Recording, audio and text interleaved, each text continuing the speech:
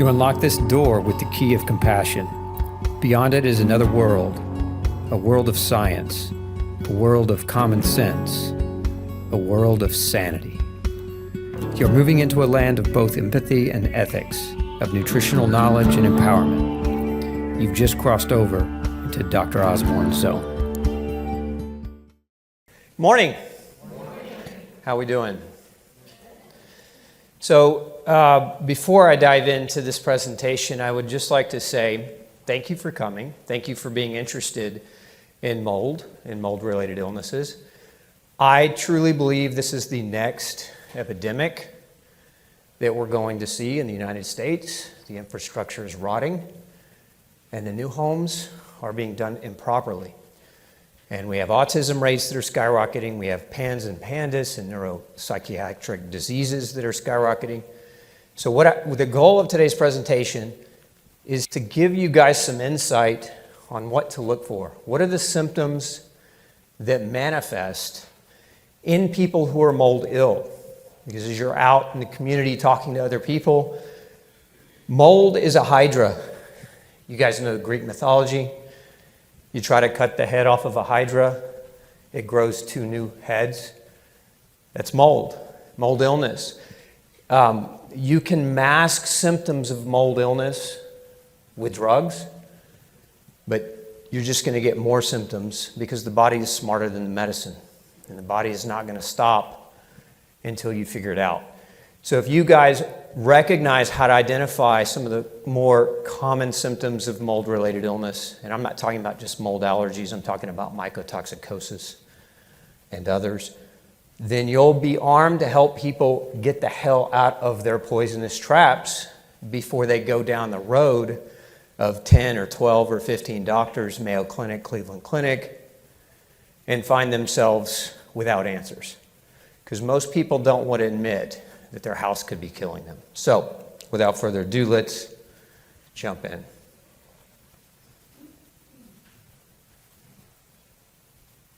Okay, there I am.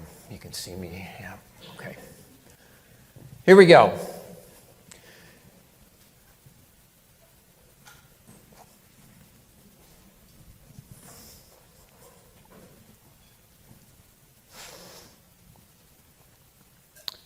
This was my victim.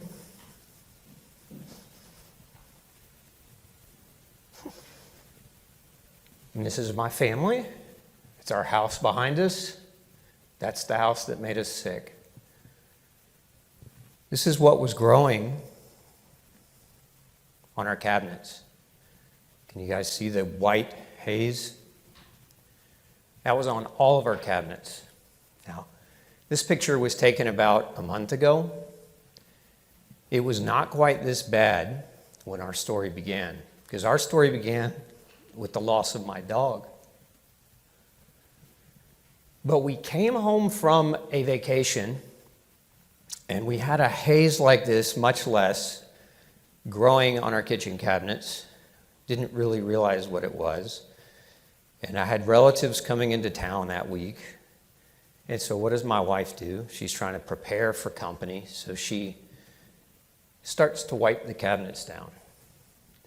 Now, if you know anything about mold and mycotoxins, when you start fluffing that stuff up into the air, aerosolizing it, as you're working and panting and breathing hard, it's getting into your lung beds. Mycotoxins are 0.3 microns in size. They go to the deepest aspect of the lungs.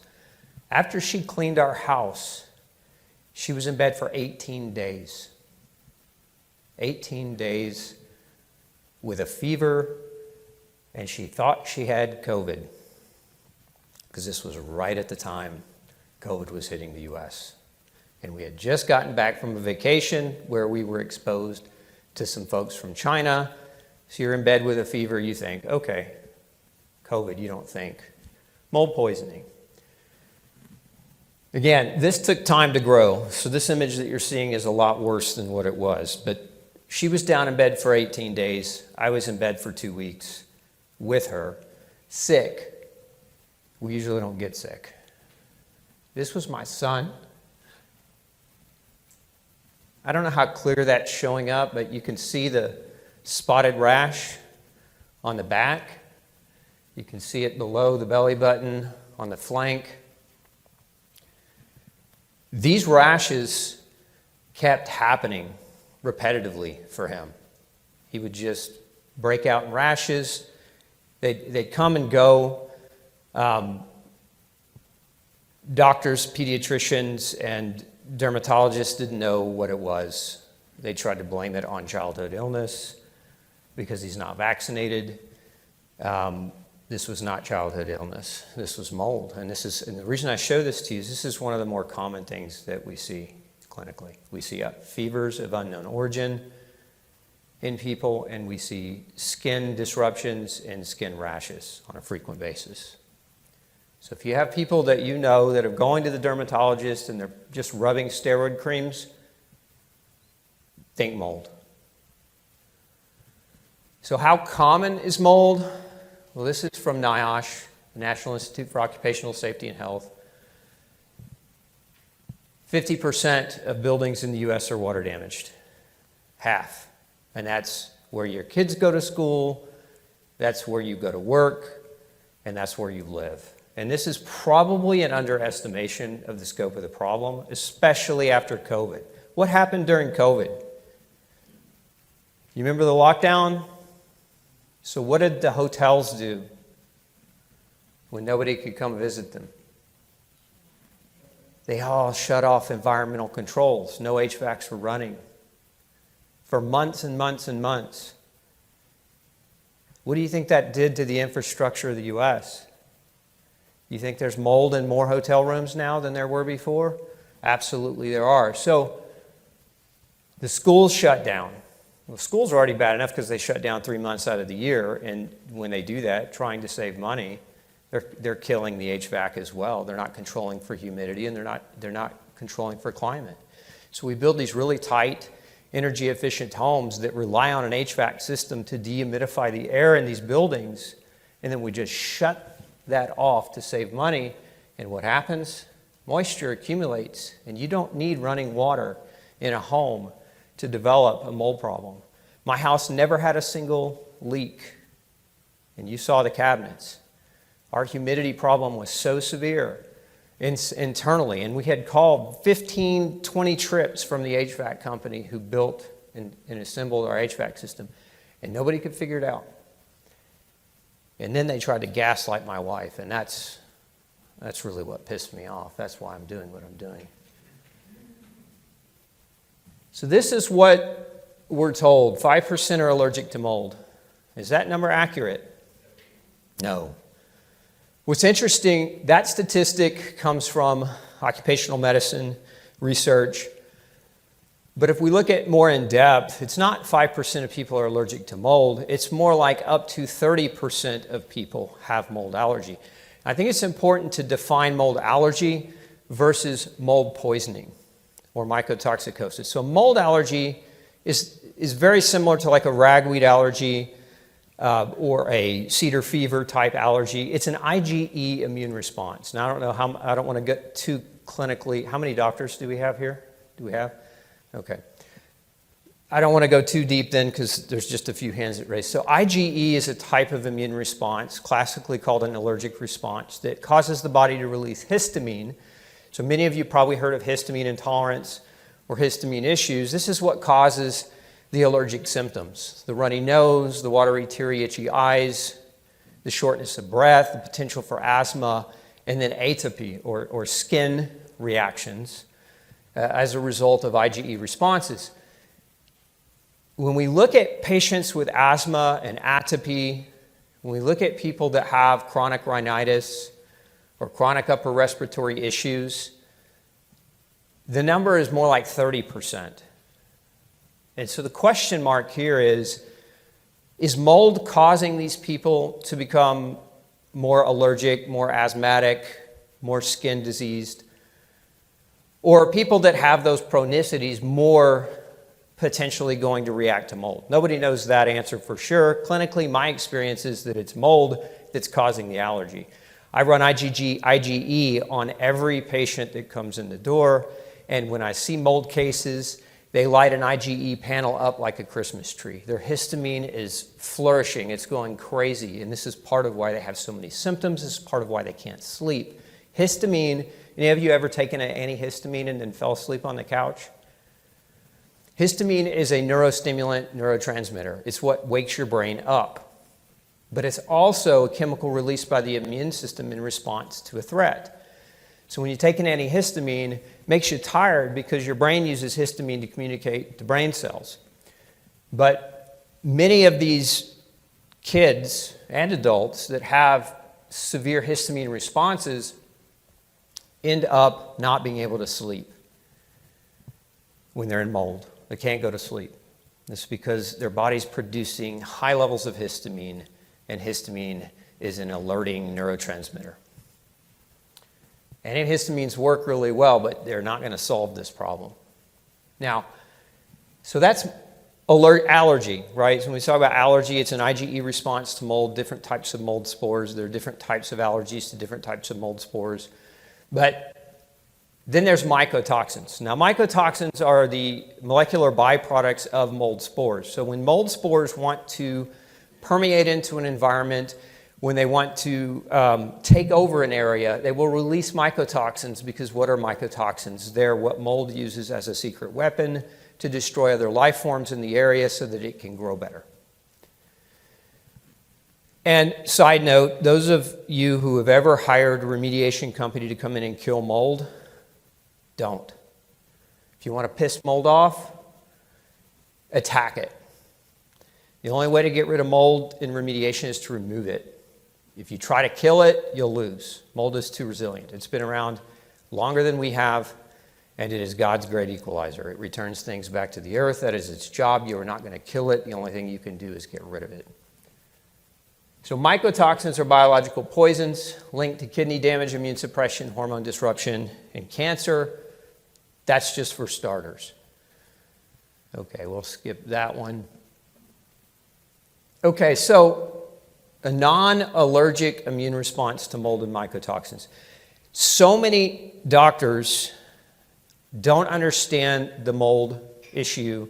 They think if you're not allergic to mold that it's not a problem. And so they'll run some tests, these skin prick tests that a lot of pediatricians like to do. And if they don't come back with a mold allergy, then they say, oh, it's not mold. You don't have to worry about mold. First of all, those tests, there's some tremendous flaws in IgE skin prick testing. IgE blood tests are a much better tool to use. If you're trying to help somebody navigate lab tests, IgE blood, not IgE skin prick. But back to my point. You have non-allergic immune responses to mold and mycotoxins. This leads to an inflammatory cascade. Okay, we can call this mycotoxicosis if we like. But once your body is overexposed to mycotoxins in mass, basically your body is going to continue to create inflammatory chemicals to try to protect you. And the side effect of creating those chemicals is what's called a repair deficit. A repair deficit means your body's breaking down faster than it's capable of healing, because we use inflammation to clear things out and to rebuild new things. But if the inflammation mechanism never shuts off, then your body's in a chronic state of catabolic breakdown. And when that's the case, your brain deteriorates, your nervous system deteriorates, you start developing aches and pains, joint aches and pains, because your muscles won't heal. And this is part of what happened to me in mold is I would work out regularly 5 times a week, and in mold, my shoulder hurt, my knees hurt, my back hurt, my spine hurt, and I couldn't understand why I was not recovering. And everybody was just like, oh, you're getting older, you're getting older. No, you're not getting older. Mold ages you because it's trying to basically accelerate your early demise, because that's what mold does. It returns you back to the earth, dust to dust. And mycotoxins are the weapons that it uses to do that. So we've got allergies, which can cause reactions that you should be aware of, and we'll get into more of those. You have an inflammatory reaction as a result of mycotoxin and other VOC exposures from mold. And then these things, they cause immune suppression. And once you're immunosuppressed for a long enough period of time, guess what the mold likes to do? It likes to grow on you. It likes to colonize your body. Now it starts to really deteriorate an individual. Now I wanted to point something out here. This is directly from the EPA. This is a document they kind of try to hide. But this was a document written by experts on mycotoxins. And you can see here, mycotoxins can enter the body through the skin. Let that sink in. Everybody's talking about mycotoxins through the air, through the skin. If you're in mold, those mycotoxins will be on your food. They'll come through your GI tract. A lot of people are concerned about mycotoxins through food, and you should be. If you've been in mold for any length of time and you've become hypersensitized to mycotoxins and you're eating grain, which is the #1 source of food-based mycotoxins, you're not going to recover. So take that down. Any of you who are trying to heal after mold, if you're eating grain, you will never recover. This is the #1 mistake we see people getting out of mold make is they don't change their diet. And it's the #1 mistake we see doctors make when they're trying to pump people full of cholestyramine or VIP or other kind of classic mold binder treatments is they don't address the diet. But if you're eating 60-70% of your calories from grain, and in the US, that's the truth. 60 to 70% of calories alone are wheat because of all the perceived variety of food. You've got cereals, you've got pastas, you've got sandwich breads, and you've got all the amalgams in which we can scope or shape wheat into different perceived food varieties. So 60% of the US diet is wheat, and it's the most contaminated crop with mold toxins.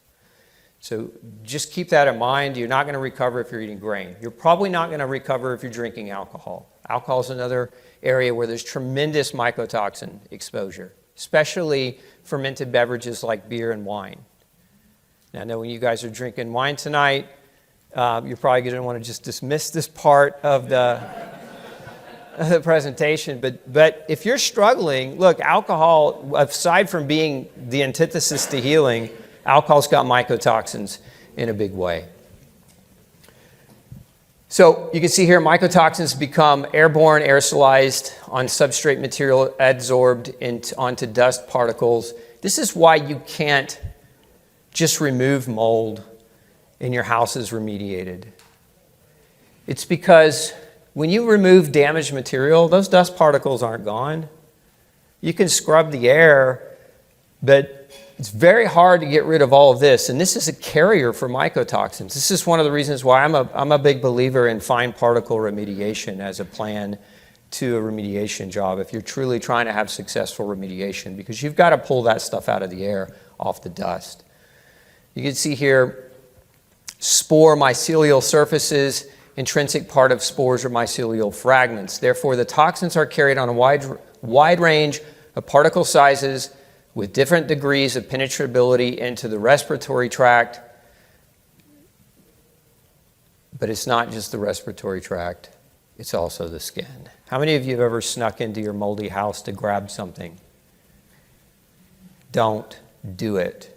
Even Tyvek, they say don't. Look, if it goes through your skin, Tyvek isn't going to do shit. Excuse my language. Tyvek is not better than your skin. You know, when you're talking about mold, it'll stop a mold spore. A mold spore is a much larger fragment, but you're talking 0.1 to 0.3 microns in size. That's the size of a viral particle. And remember there was that whole argument about masks or no masks during COVID? Why don't masks work?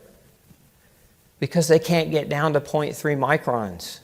The only type of mask that is going to even come close if you're in a moldy environment is a respirator. So if you're going into places, that is true for those of you that do remediation work, don't go in there with an N95 and think you're protecting yourself, because if you want longevity in your career field without cancer, protect yourself.